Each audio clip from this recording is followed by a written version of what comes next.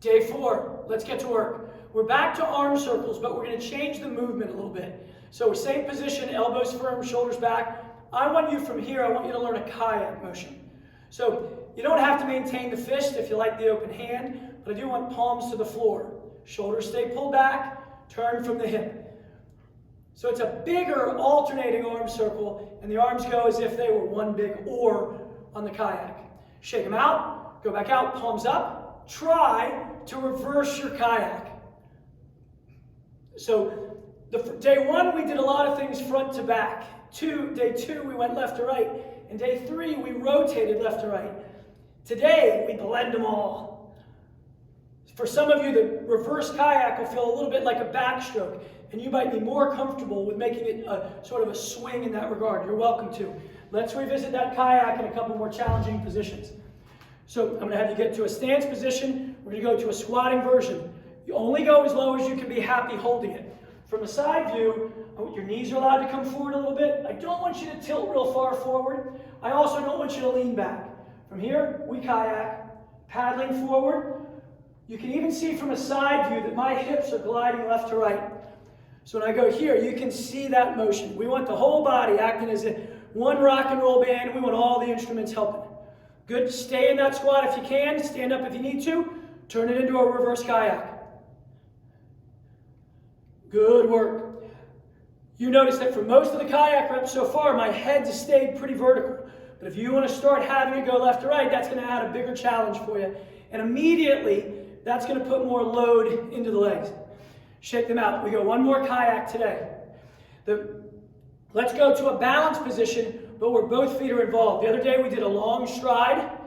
So bend front knee, heels off the back foot. You guys go left foot forward. You're here. Big kayak forward. Shoulder blades stay pulled back. And if keeping the arms real stiff just feels a little awkward for you, you can turn it into a freestyle, if you will. Start to pass, swim forward. Let's go backward. Reverse kayak or a backstroke.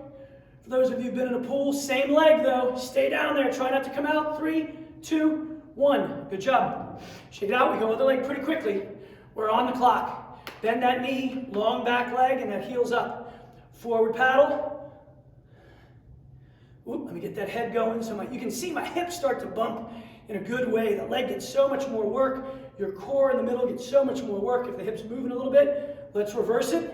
If you have to stand and take a break, you do. Get back into it with me right away. Whether you think of it as a backstroke or a reverse kayak, palms up. Paddle hard for yourself. Stay low. 3, 2, 1. I like it.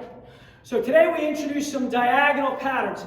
Sort of what the kayak did for you there. Hands together, feet under your hips.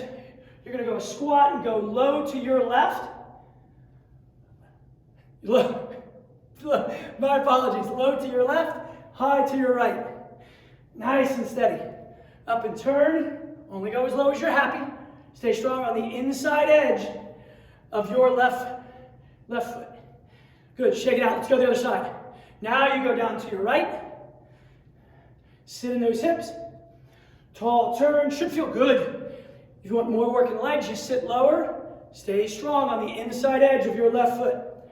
That's where we've got a lot of mechanical advantage here. 3, 2, 1. This is going to be the most challenging balance set we've done so far. Single leg stance, tiptoe right next to it, 2-hand reach, low to your right side, high to your left. Because if you're mirroring me, you're on your right foot. And going downhill and turning into that hip is a bit more advantageous. More muscles have a little more mechanical advantage, certainly some real strong ones in the back of the hip. And rest. Now it's going to be tempting to put weight on that other foot because this is a dynamic scenario. Just try to stay light, try to stay heavy on your left leg.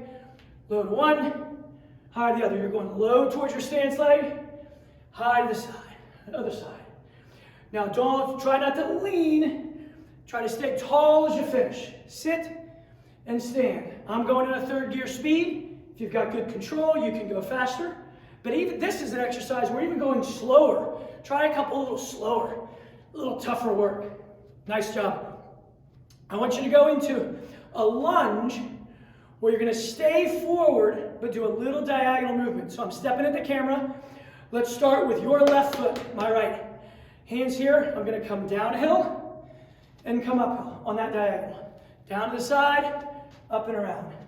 Down to the side, up and around. We're going to go one more rep. Great job. We switch everything. Go to your right foot, go low to your right.